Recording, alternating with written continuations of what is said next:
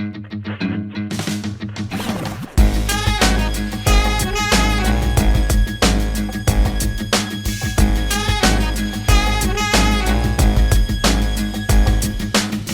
Thursday, February 20th. I'm Adam Walsh, and this is The Signal. We've got some tech and manufacturing folks here. Why? Trump tariff threats. The conversation, the way forward, how to mitigate economic downfall, how to find new trading partners, reform some of the ways we do business in the province and across the country. Don't miss this conversation, folks.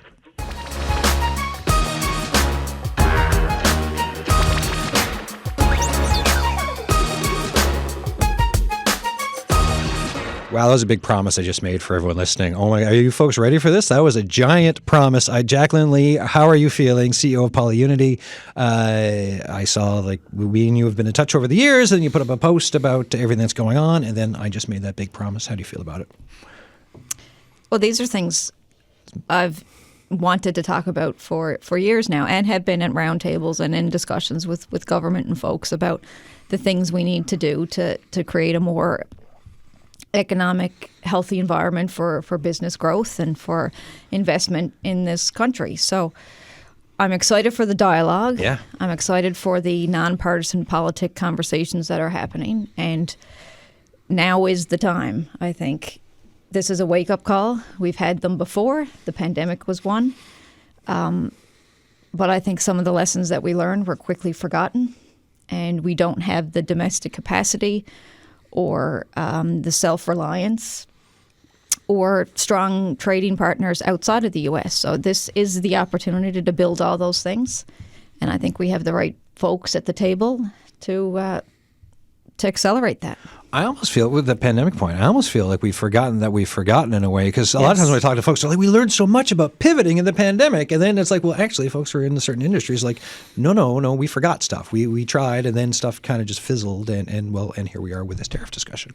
Yeah, absolutely. I mean, I know David Hare is here from CME. He worked closely with us on task force, but it was an incredible time where the public sector and the private sector came together. Partnerships were formed. And we accomplished incredible things. We were manufacturing things here that people said were impossible. And I think at the end of it, I think we had 13 products approved by Health Canada. They were being competitively produced at volumes and costs that we could have marketed here in this country. Right. But for very tiny margins, I think we quickly shifted back to Asian and U.S. and other suppliers offshore. And here we are. Here we are. And for context, before I get to my other guests here, right? This is directly from a CBC article from yesterday. Since his inauguration 4 weeks ago, Trump has imposed a 10% tariff on all imports from China, on top of existing levies over China, quoting over China's failure to halt fentanyl trafficking. He also announced and then delayed for a month 25% tariffs on goods from Mexico and non-energy imports from Canada. He set March 12th as a date for 25% tariffs on all imported steel and aluminum, eliminating exemptions for Canada, Mexico, the European Union, and other trading partners. Trump also announced that these tariffs would apply to hundreds of imported downstream products made of steel and aluminum, from electrical conduit tubing to bulldozer blades. And on Tuesday, he said he intends to impose auto tariffs in the neighborhood of 25%. And I mean, it seems like every day, the feeling anyways, is that every day there's something else. So that's a little bit of context for us. I'll introduce the rest of my guests for this conversation. Florian Viaumet, CEO of Tech NL. For yourself, this moment in your position, what does it mean for you? Yeah, first of all, good afternoon and bonjour à tous. Bonjour. So I think we are in a transition moment where we need to recognize that our relationship with our closest neighbor has changed. It's not the stable and certain neighbor that we had for in the past. So we need to recalibrate. So that's what it means for us, is that in the recalibration, there is some adjustment and support that's required, but there is also opportunities that we need to identify. And for the tech sector, that's how we look at it. How do we support companies that going through that transition, but also seeking new opportunities to make their business stronger? David Hare, Vice President, CME, Canadian Manufacturers and Exporters for the province. Thanks for coming in. First time on the show. Nice to see you. Thanks for having me. What are your thoughts on that question? I'd say, on a high level, 75% of all goods manufactured in Canada are exported across the U.S. So it's our biggest trading partner. It is.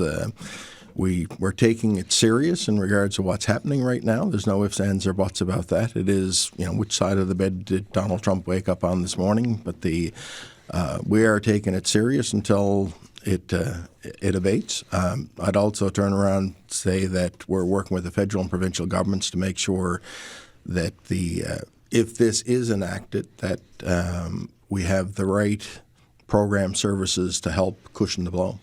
And that goes back to, Jacqueline, you were saying earlier in regards to what we manufacture, produce, what we service, it is every dollar in manufacturing spends $3.25 back into society in the other sectors. So it will hurt not just the manufacturing and exporting, it will hurt retail, it will hurt technology, it will hurt oil and gas, it can hurt a lot of the other industries. Susan Martin, General Manager of Vision 33 Canada. Thank you for coming in as well, first timer. Your thoughts then? Thanks for having me. I'm here as a seasoned member, I guess, 20-year member of the Newfoundland and Labrador IT community. Yeah. And we see a lot of the government IT spending, and this can be in the hundreds of millions of dollars, more and more in the last number of years going out of province and sometimes out of country. And we think, with some procurement reform, now that we're talking about local, we're having the buy Canadian, buy local conversations, the time is really ripe to have a conversation about procurement reform so we can get more of that IT spending investment and the associated government multiplier effect here in this province. So that when you're spending, it's benefiting, we're spending here, we're growing here, as opposed to sending those benefits outside of Newfoundland and Labrador. Let's go with risks, which we've already kind of touched on. But when the first mention of tariffs happened, and then all the other ones, and we look at the uncertainty, instability that this is causing, from your points of view, what are the risks for us here? And yes, we've had these conversations before. I did a full other show with the Board of Trade, and we had union representation and others talking about it. But I'm just curious, from your vantage points, what are you seeing for the risk for this province, region, and the country of this moment in time? I can talk for the tech sector. First of all, I want to say that we always one post away from a new risk or a bigger risk evolving. It's something challenging to adapt because of the way our neighbors are communicating and making decisions. But I would say high level is just a decrease of competitiveness from tech companies. Right now, the biggest threat we heard is for more companies that have a hardware product because the tariff are on commodities that represent about 30 tech companies in the province. But there is nothing that there could be other tariffs on software as well, and it could evolve quickly. So really, but high level is a decrease of competitiveness. And if there are some tariff, it also means that those companies will be less attractive to capital, so there's an impact on capital attractivity. And I think what we are seeing here in the province and in Canada is really this movement around buy local. Likely as a country we'll have to react and impose also some tariff to react to those tariffs. That could create the same thing on the other side of the border. And what it means is companies in America will start looking at Canadian companies and try to see if there is an equivalent in US. And that could decrease revenue as well. That's kind of the immediate impact. Around tech companies, those tech companies are also relying and getting support from service providers. So there's a larger impact on service providers in terms of marketing agencies that avail of those, that support those tech companies and other services like this. Yeah, from marketing agencies to muffins, you name it, right? When you have companies set up somewhere, right? I remember as a reporter when some companies were moving out of the downtown. And this is a very small niche example, but just the ripple effects for local businesses they're operating. But now we're talking about the province, the region, the country. Anyone else there on this? Yeah, we see that we've done. Our chief economist has done a management issue survey on this in the last couple of weeks, and they see that right off the get-go, you got 30% of people are accelerating shipments in, so they're trying to get in. They're trying to get their goods into the U.S. before it kicks in, but also those that buy raw materials that feed into it, they're trying to get it brought into the country before it kicks in. We've seen 22% are looking at stop hiring. So it is. I've not seen any layoffs in this province, but it is. I'm certain that if this kicks into high gear, there'll be layoffs across the country. Yeah, because it's making kind of folks tread water, I guess, right? Because it's like, how can you move if you don't know what's coming? How can you move forward with business plans and to propose things and try to grow as a business? Yeah. If all of a sudden Truth Social, there's an announcement, and like you're saying, Florian, right? Maybe it's like Software Next or whatever else, and that's the uncertainty that exists, right? Yeah. All right. So then, if we're looking at some of these risks and then what can happen. What do we think then about the responses that we've heard so far? Or either responses or what folks in your industries have been telling you, whether it's for what they think or where we need to go? So it's interesting to talk. Like, so we have been in contact with many tech companies and CEOs. We did a survey, and it's in our position. It has been very interesting to hear the good practices and from companies to deal with that situation.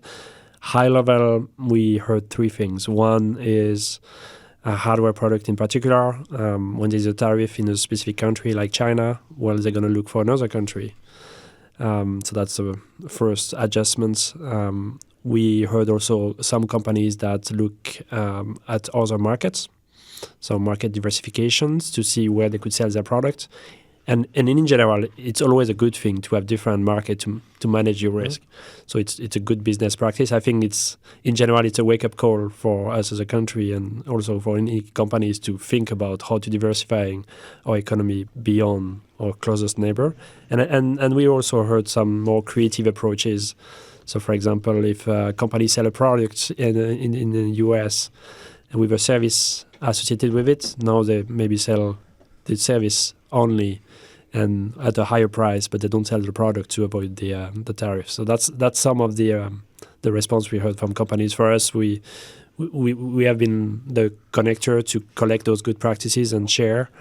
We also met with the provincial government to share a couple of recommendations, and we just recently put together a task force of CEOs to discuss each week how the situation is evolving and what we should do next. And how are those discussions going? What's that discussion? I mean, don't tell me anything you can't tell me, but like in general, like what's the vibe or mood at because if you're meeting every week and every week it's a new announcement or every week it's like, oh, wait, what? It's compounded tariffs now? Is this like what's that like for you folks as the CEOs sit around and talk? Yeah, and I mean, the good thing is that those CEOs, they've been working on plans for a while. Mm-hmm. Since November, the pathway was pretty clear that it's going to happen. Yeah. So it's just a matter of applying some of those plans and be creative about it. But I think what we heard is that we need to be ready and take advantage of this opportunity to make more in-depth reforms like procurement. And we're going to talk more about that. But also be ready if there's a direct tariff on hardware products to make sure that those companies get the appropriate funding support to transition to new markets or adapt their supply chain. How much of an answer is interprovincial trade? Because I know a lot of the conversation I see, it's folks talking about barriers to interprovincial trade. It's like, why can't we have better BC wine here? Or why can't I send this product to Ontario and whatever else? So that's the conversation. But with that conversation, Canada has 40 million people. The U.S. population is 340 million people. And then just south of that, Mexico's got about 130 million. So we're sending all these trucks down to North America, doing all that business, which is like way more than us. So if we refocus on this interprovincial trade bit, how much of an answer is this for the Canadian and or / Newfoundland and Labrador economy? I mean, it's the lowest hanging fruit. Yeah, it's something. The easiest to solve, to bring some of a big chunk of our spending back within our own borders. And I frankly don't see why it's been so difficult to date and why we can't accomplish that part really, really fast. And then we look to other stronger trading partners that share the same values, that share a desire for consistency, for predictability, for trust, and we build those. But I mean, for the healthcare sector specifically, it's largely exempt from the Canadian Free Trade Agreement that was put in place. And provincial licensing is an enormous problem. And there's different procurement rules, province by province by province. So there's all kinds of, I mean, we're going to talk about procurement reform in a little bit. So I've got all kinds of ideas on that as well as my counterparts here. But well, I mean, it was 20 after 12. Let's dig and 11:50 most Labrador. Let's dig into it right now because procurement has been mentioned a couple of times. Give me the for me an idiot's guide explanation for Adam Walsh on what when we say procurement, what are we talking about? It's government tenders, and then they can be from small. I think anything under $25,000, they can move on pretty quickly. You go beyond that, and it is or if there's international trade agreements. So something like, oil and gas exploration. It is it's tricky in regards to. I think the government has gotten much better at government procurement reform, but there's always room to make improvement. So, without getting into international trade agreements, it is when cost, quality, and delivery are equal, and you can buy local, buy local. Yeah, and government procurement is government buying stuff that they need for the operation of government and municipalities and provinces and everything else, right? So if you're thinking on a national DND, Department of National Defense level, government procurement, hey, we need Arctic patrol ships, we're going to build them. We need new frigates, we're looking at how to buy and who's going to make them and all that type of a thing. And also, Confederation building might need new stationery or something. Like the range is vast. So what are your issues then with how procurement works and does not work, and what would make it easier for you to do business? I think it's a bit of a blind spot for government right now. If you look at the Buy Local campaign, it's incredible, and there's been such a groundswell of support behind it, and it's fantastic to see. But if you look at government IT spending patterns in my industry, you don't see that local support. You don't see them thinking about local. And we don't even measure, I think, as a province, how much of that spending stays here, goes out of province, or even out of country. So if you're not measuring that, how do you know how much of that economic benefit you're missing out on? If you spend $1 on IT here in Newfoundland and Labrador, you could get $1.50 or $2 back in job creation and, economic impact. Money stays in the bucket of Newfoundland and Labrador, right? And we're not suggesting that all procurement now can only happen locally, because that doesn't make sense either. We need to work with those mega corporations and large solutions and bring those into the province. But there's a role for local vendors to implement, to customize, to support, to, be partners. So if you look at a mega project like, say, Muskrat, something in energy and construction, when government puts those together, they say, hey, it's really important to have local participation. There's going to be jobs. There has to be economic impact. So the winners of those tenders have to comply to be successful on those bids. We're not seeing that with government. There's big corporations coming in, and local vendors are not thought of in the RFP process, and they're not part of the conversation. And that's where we think there's a great opportunity to re-enter those conversations, to look at the way things are procured, to reintroduce that idea in IT for local impact.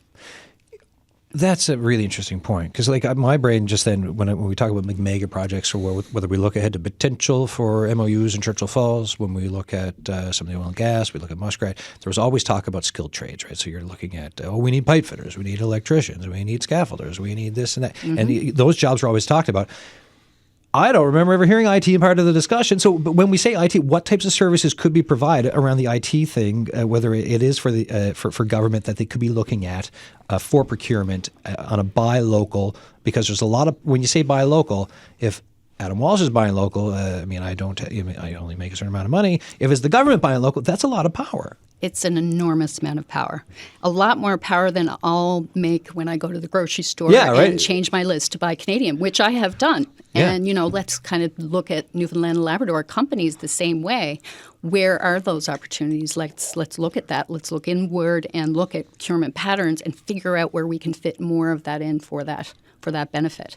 And I talked to my industry peers, and they're all experiencing the same thing in the last number of years.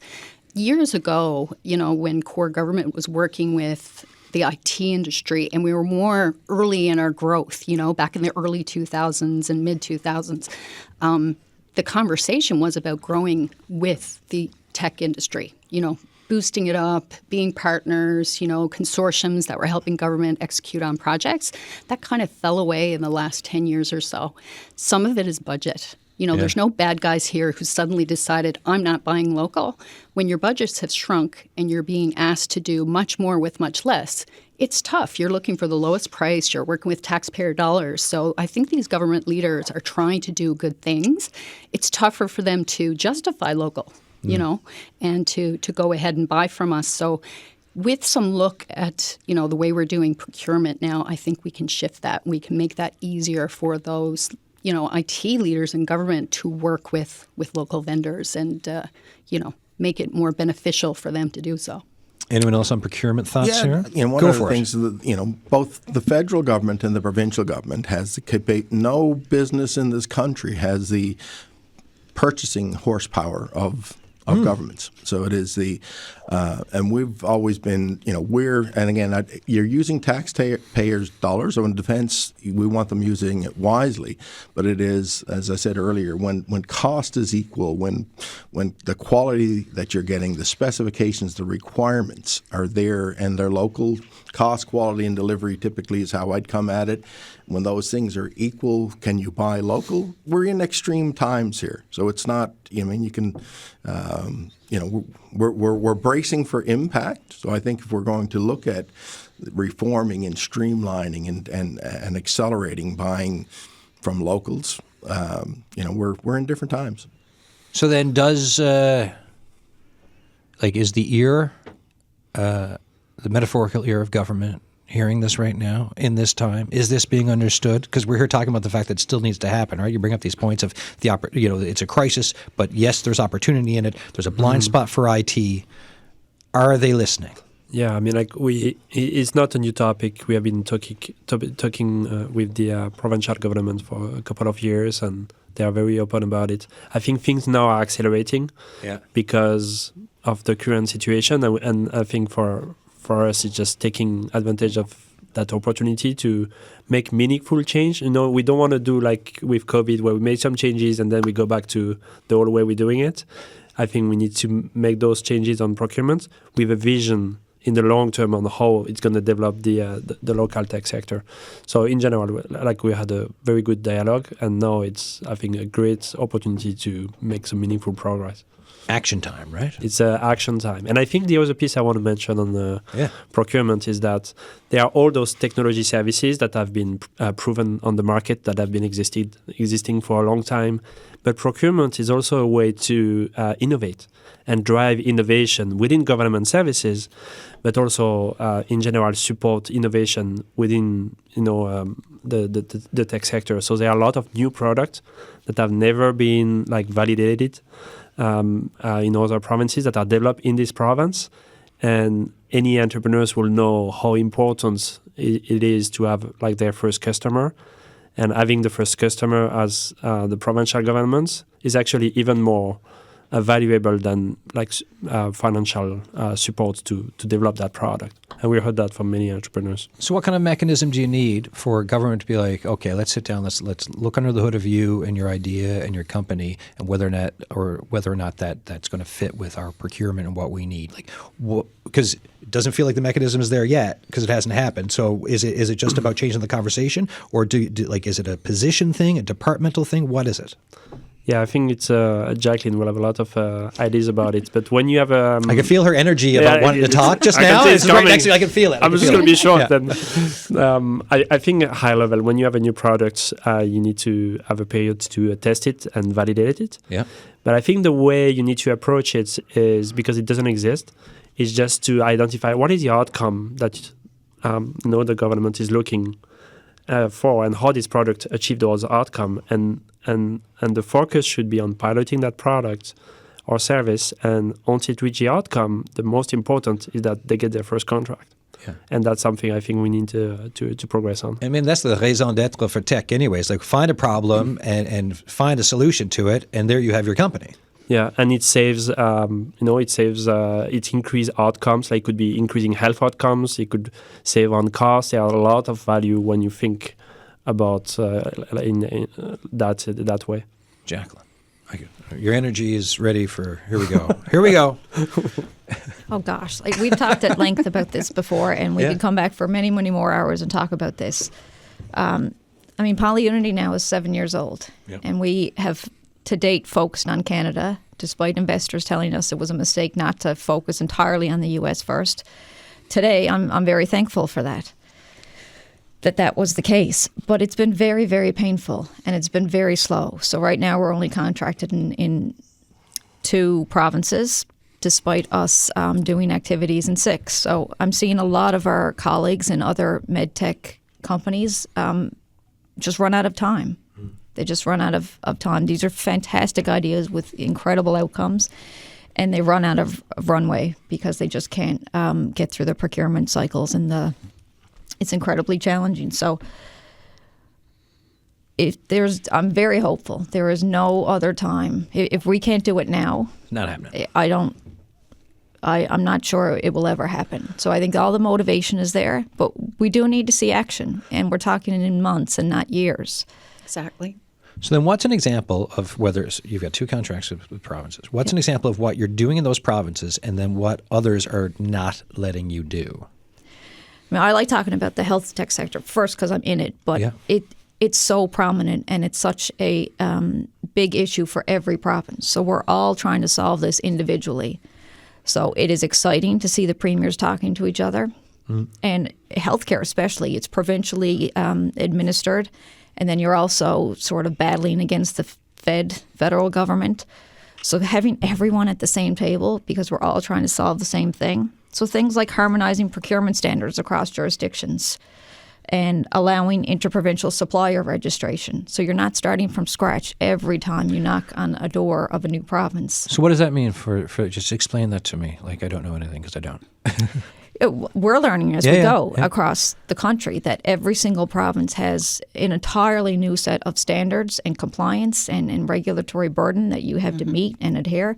And for small and medium-sized enterprises, like forget startups, for small and medium-sized enterprises, they just cannot compete. They don't have the time or energy or resources to be compliant. So what do you have to provide for that to be compliant? Like, what's the list of things that like what's the info you're giving to be compliant?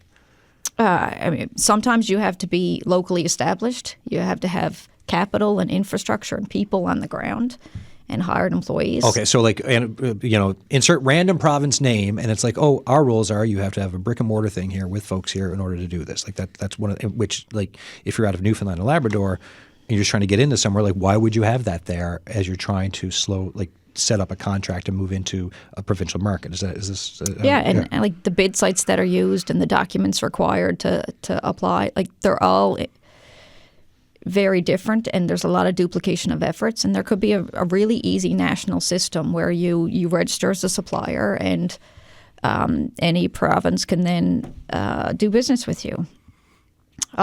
Set procurement targets for SMEs. So give direction to your provinces of you have to spend 5% of your budget or 10% on your budget on SMEs that are nationally based. Small, medium. Yeah. And 90% of the country is SME. Yeah, So like the economy is small and medium enterprises, right? And we have the same goals. Like the governments have the same goals as we as a business community do. So it's just a little bit frustrating that we can't get alignment faster because of that. I want to reinvest every dollar that we make in profit. I want to hire more employees. I want to buy equipment. I want to pay more taxes. So just help me do that. And for folks listening, when we talk about Polyunity, give us a very specific example of something that for them to understand the work that you're doing and what that can mean for each province. Because it's 3D printing in the health tech sector, right? So what is it that tell me something that you can print and send somewhere, and why that would be so important for other jurisdictions to have it for what you do. Well, I think hospitals all share the similar problem. Yeah, So right. when I solve a problem here in Newfoundland or in Ottawa, for example, I want to be able to share that product with every other healthcare provider across the country that are having the exact same problem. So we have very specialized lab equipment that for like pap smears, for example, it has 3 different sizes of test tubes, and the workflow, they have a limited counter space, and it doesn't all fit in the same tray. So we designed a very unique custom tray that allows them much higher throughput, much faster processing, less sampling error, less spillage, more safety improvements. And there's just no other competitive product available that does that. That like the lab technician told us exactly what she wanted. So I'd love to be able to offer that across the country. And you can't. And, I think that from a procurement standpoint, but also interprovincial, and it is, and I'll say on a high level with interprovincial, it is if this glass of water that I'm drinking, if I can drink it in Newfoundland, I can drink it in Alberta, I can drink it in Quebec. If the car that I'm driving can be driven on the roads in Newfoundland and Labrador, it can be driven. So we've got this, a lot of times what you'll see certainly from a safety standpoint or specification and a requirement, it is that there's a lack of standards across the country. We see it with the tradesmen. A red seal, a welder in Newfoundland can't weld in British Columbia, and British Columbia can't weld in Quebec. So there has to be some standardization. I'd almost kind of look at safety probably being one of the first things, and then kind of looking at the specifications and the requirements, the quality from one place to the next. But I think there's a great opportunity both federally and provincially to get those standards as one. If you can sell in 2 provinces, why can't you sell in all of them? Yeah. And yes, it's like obviously keep the safety standards, but all this other red tape you're talking about, like in a time when they're saying buy Canadian, having that still in place seems rather counter to the effort and the will and the narration, the conversation. You're listening to The Signal. I'm Adam Walsh. Full house again today. Look, we're talking, the jumping off point is Trump tariff threats, but actually the conversation, really, it's about where are we going with our economy for Newfoundland and Labrador, Atlantic Canada, Canada. How do we mitigate economic downfalls when you have this much uncertainty? How do you find new trading partners? What's the reform that is needed in ways we do business in this province, between provinces, and right across Canada? In the studio with me, we've got Jacqueline Lee, CEO of Polyunity, Susan Martin, General Manager of Vision 33 Canada, Inc., Florian Viaumet, CEO of Tech and Hill, and David Hare, Vice President, CME for Newfoundland and Labrador Canadian Manufacturers and Exporters. Okay, so we've talked about blind spots in IT. We've talked about changes to procurement and also issues with interprovincial trade and selling. What else needs to change from your points of view for the way forward that would make it easier for you to do business, or that would that are opportunities coming that could be down the road, or from the medium to a little bit longer term? I mentioned one, but as I mentioned, our relationship with the U.S. has changed, and we need to adapt. And booze at hockey games, right? People are booing the anthems, right? So you can see it's changed. There's a hockey game tonight, so there you go. So, like, the stability was something strong, right? Mm-hmm. We were like neighbors and like almost like interrelated economies. Yeah. Two octopuses dancing together, man, like arms all wrapped around. Yeah, no dancing anymore. No. So now we need to look at, like I would say, any other country in the world. What are the different countries that we could do business with? So looking at Europe, UK, other Latin American countries. How can we make sure that we develop a relationship around the world to make our businesses stronger? And that's what I heard from many businesses, tech businesses, is just they are looking at what are those different options. Some of them have already done that for a number of years. But how do we accelerate that? Asia, of course, we need to look at it. And I heard from provincial government that they are looking at it too, which is great. But really, like, the idea is just to see how can we leverage all those connections all over the world and make that transition from a focus a little maybe too much to US to a more diversified business. Yeah. I suppose German news the other day, their English version of like national news was talking about and I know people have talked about this locally in Canada too, but the idea of Canada, throwing out the idea of Canada joining the European Union, right, and what that could mean. But it's still part of this conversation of looking for opportunities. But so on the tech side or IT side is one thing too. If you're looking for new partners to work with and everything else, if we're talking about when we talk about physical stuff, right, in manufacturing, what's the change that has to happen from trucks going south to ships or whatever else, airplanes taking stuff to Europe, Asia, and beyond? Like, how much of a change is that?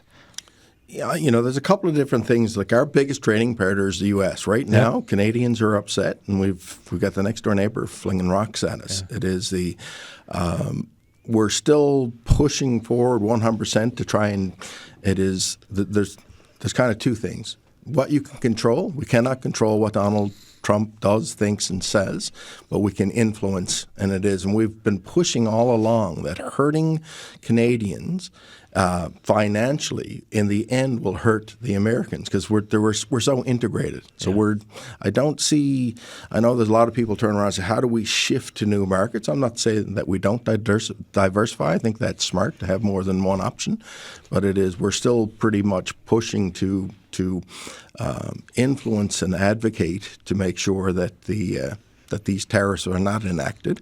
We also said, in regards to tax relief measures that the easiest thing to do when a country is under attack is cut where you can, right? It is cut taxes, but I'd also turn around and say that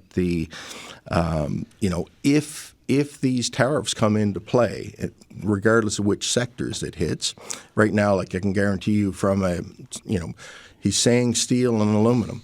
So you'll take a DF Barnes or a GJ Cal or anyone, C&W Offshore, or any of the metal fabricators that are feeding either oil and gas, mining, seafood, forestry, lumber, or the building of buildings. It will be painful. So look at who do you help the most when it does kick in and for what reasons. But it also, I do think that, procurement reform is a good opportunity, both federally and provincially. It is I also think that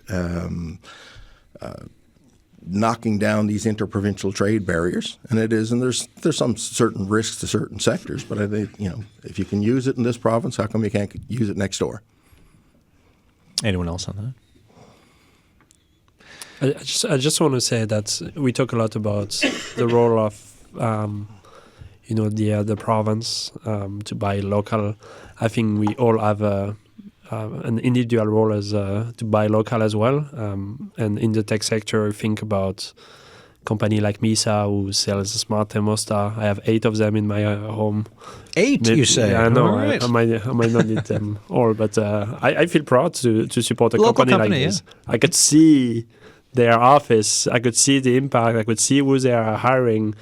And it's inspiring, and I feel proud to support a company like this. There's another company, a startup, Leader Spike. They are launching their products. It's a safety product to use a ladder more safely. And so any role we can play to buy local and support those companies is helpful and contribute to make our community stronger. And in our case, I'm not sure if a lot of people know this, Canadian Manufacturers and Exporters owns Manufactured right here. We own that logo. We own that. Wherever you see that, our members are using it. So it is the province's launch by from Newfoundland and Labrador, Canada. You've got NTV with Made right here, CME with Manufactured right here. The NAPE is running the Christmas ads for Built right here. Purity Factories, Browning, Harvey. You're seeing a lot of their union members building local made goods and services. So it's I think more collaboration, more people are paying more attention. Certainly in grocery stores, it seems the most that when they're buying things, they're picking up and looking at where it's made. I'd also caution people. I mean, a couple of weeks ago, we watched, Barclays Bar pouring Coors Light down the drain. 100% manufactured product in Newfoundland by Newfoundlanders, sold in Newfoundland, consumed. So it is. I'd also heard people, well, I won't buy it at Costco. Costco employs 600, 700 Newfoundlanders and Labradorians paying their taxes in this province. and also selling a pile of manufactured right here goods as well as Canadian goods, right? And I think there's people get the brand, well, that's American or that's Russian or wherever, right? But it is you're employing people in this province, and it is by, I don't know, the old saying is, if my next door neighbor has a business, a fish and chip store, we'll buy fish and chips off your next door neighbor. I was wondering about that because I've heard folks talk about, well, I'm not going to buy here anymore. I'm not going to do that. And I had that thought about, well, if those jobs disappear, also what will that mean for the local economy and how we're doing? Because if you have people losing their jobs, it's a lot harder to buy Canadian if they're out of work on EI, right?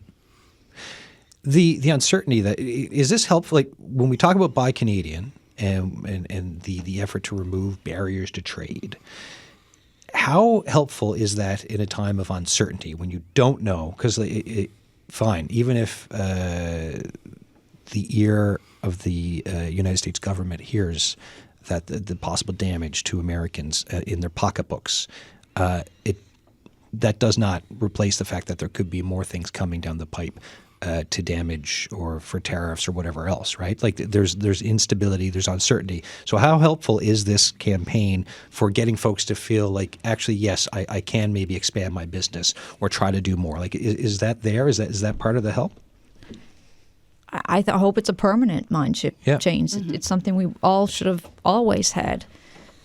We go out of our way at Polyunity to try to find Canadian-based suppliers first and they're not always easy to find. We don't tell our stories well enough. Yeah. So we use, in Nova Scotia, for example, all of our security and data privacy. We're working on our HIPAA and SOC 2 compliance, and a company out of Nova Scotia is helping us with that. There are oodles of U.S. competitors doing the same thing. So I think it's an opportunity for us to discover the amazing companies that exist here in this country and that are really trying hard to grow. And we should support that. That's something that should be a permanent shift. How much of a short-term effect that's going to have on our U.S. neighbors, I don't put a ton of weight into that myself. Yeah. I'm not really interested in boycotting certain brands or not, but I am going to go out of my way to try to find and help support my local companies or national companies. And you as an individual versus your role as Polyunity, the difference gets made when you're looking for local companies to purchase from, right? Like that's a big imprint locally. And it's not right? just you not buying American tomatoes does very little, but you with like Polyunity deciding we're going to purchase from you're in Nova Scotia, you're in Newfoundland and Labrador, you're on the Northern Peninsula, whatever. That's a lot of stuff. Yeah, we'll do our part as citizens, as leaders of companies.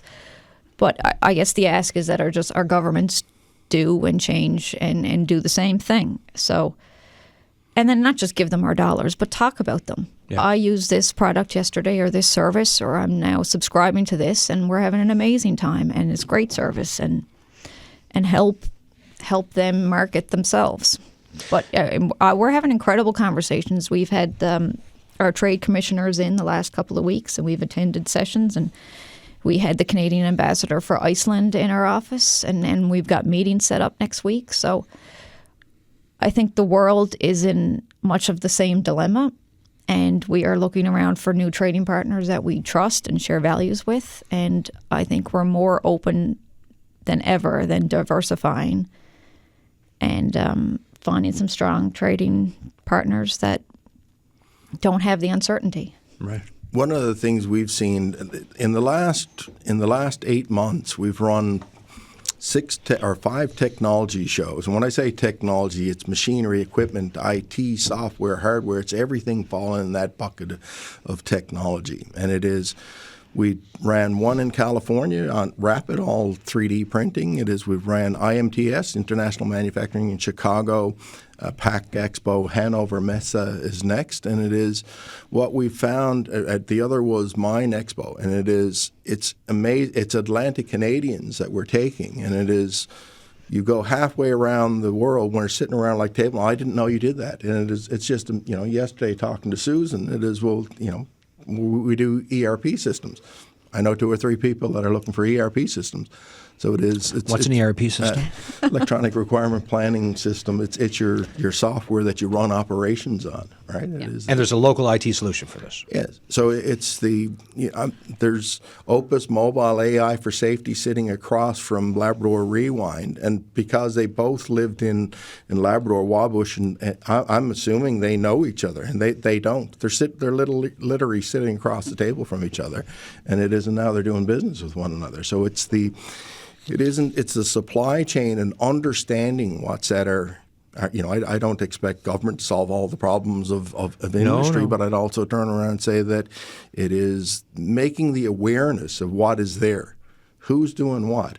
We go halfway around it's amazing on how many trade missions we go on, and the people that you're taking from on team trade mission from Newfoundland and Labrador, and be like, I didn't know you did that. Then they're doing business with one another, right? It's not uncommon. That's really funny. It's like, so we went to Germany to find out that just a community away we could be doing business with each other. So you mentioned, yes, government can't fix everything, but also it's about having the know-how, or the knowledge of who's who in the zoo and what they're doing and how they can support us. How do we how do these extra connections happen? Well, I mean, we're trying to do that. We had a town hall yesterday with some of our Tech and L members, and half of the session was on what are your strategies and what are your success stories. Yeah. What are you doing that's working so that I can also try it? What trading countries are you talking to that I should go now talk to, or that you could introduce me to? So we've got to speed this up and leverage each other's successes and connections.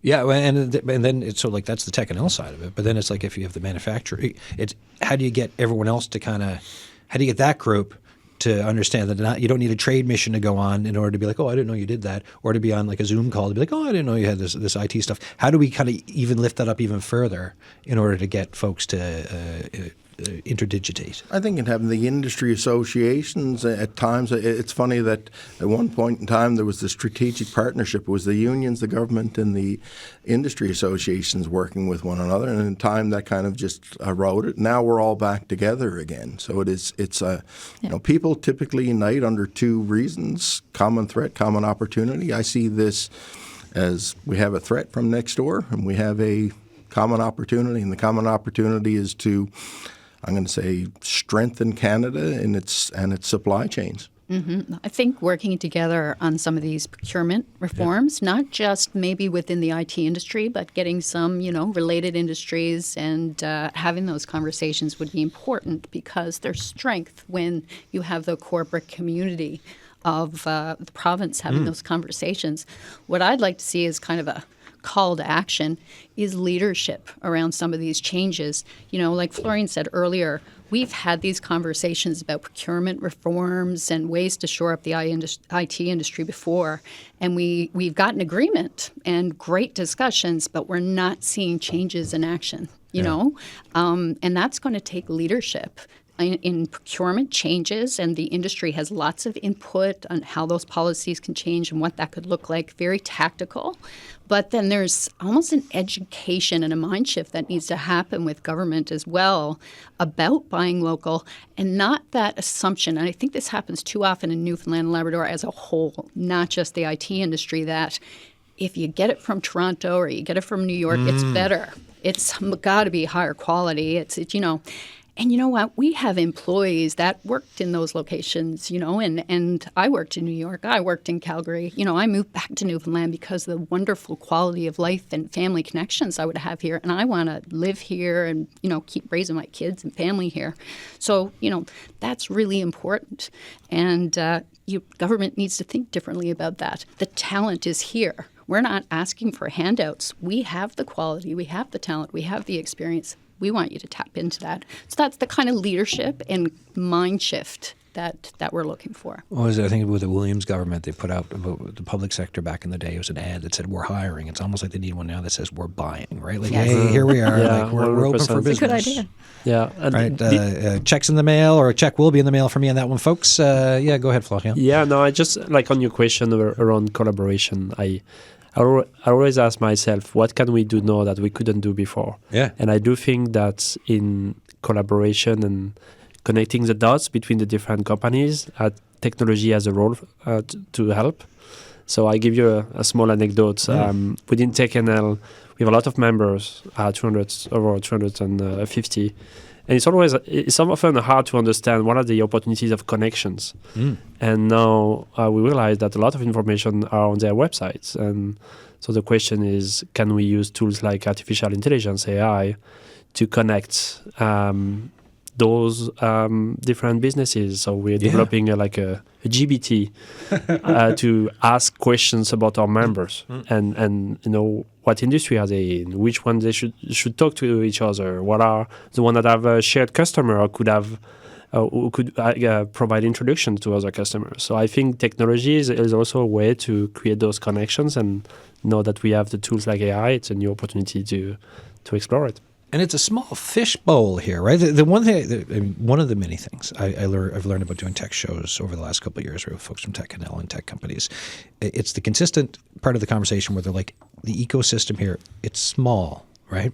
People know each other. People know, and if you don't know each other, I guarantee you, like this, the 6 or 7 degrees of bacon or whatever it is, it's only like 2 in Newfoundland and Labrador. So it doesn't take much to get folks together and to know who is who, because there's not 540,000 of us, right, in Newfoundland and Labrador compared to other provinces with bigger populations. And it has to be our strength. It has to be our differentiator compared to bigger places. Yeah. We need to be able to know each other better and create those connections, because bigger places where there are like few millions people, they can't do that as well. There's power in the phone call, the ability to phone someone and have them answer the phone still these days without texting, and also the first name basis of like, oh, hey Brenda, hey Larry, how you doing? I'm so and so, and that's something you can still do here. Right. 3 minutes left of the show. Any final thoughts from us here today? This is the part where I ask final thoughts, and then eventually music plays.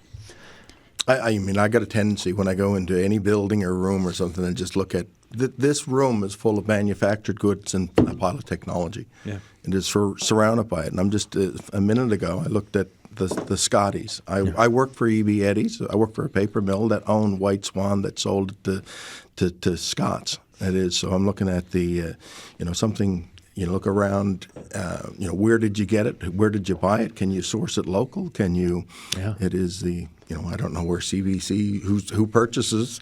Is it done at a corporate? Good question. I'd say when you can, buy local. All right. All right. Thank you for that, David. Final thoughts? This industry is worth, and correct me if I'm wrong, Florian, $1.8 billion annually. Yeah. And a lot of people don't realize that about the tech industry. It's one of the top 10 industries in Newfoundland and Labrador, and it has one of the steepest growth trajectories. Yeah. So if we start looking how we strategically invest in this industry, the sky's the limit, really. And we just want to optimize that. Thank you, Susan. Florian? No, I was just thinking, and this is where we are, and by 2050 we think we can be at 7 billion. Yeah. Like if we grow as we continue to grow. So, but at this moment we are in a transition period, and when there is transitions, it's like when you travel, there's always an opportunity to change in how you behave and in your different habits, and I really like us to approach this change with practical changes that stick in the long term with a long-term vision. And that's what I wish for each business, for the province, to make changes that stick in the long term and build our community. Jacqueline Lee. Oh, gosh. You got 28 seconds. Yeah, I always just choose to be optimistic and positive and focus on the things that I can control. And I think there are lots within our control. And if we could just break down some barriers and open dialogue and work with each other and get some actual action and not prolong this any longer, this is low-hanging fruit. And then I just want us all to help each other scale and grow. With the AI tools that we saw in TechNL's Innovation Week I think language barriers are tiny and small and shrinking, and we can now operate in countries where we don't speak the language. Oh yeah, it's not that hard. It's exciting. It's changed. It's different. Thank you, folks, for this conversation today. So Jacqueline Lee, Susan Martin, Florian Viomé, and David Hare. Thank you so much, folks. That is it for today's show. If you got thoughts for us, the signal at cbc.ca. Call and leave a message, 709-576-5260 for the signal line. Tomorrow, buy local, Canada first. We're noticing a rise in Canadian patriotism, national pride. But what does being Canadian mean? Are you feeling more Canadian pride these days? Is there a danger in having too much? Those are the questions for tomorrow. The lines will be open. I want your thoughts on it. Cheers.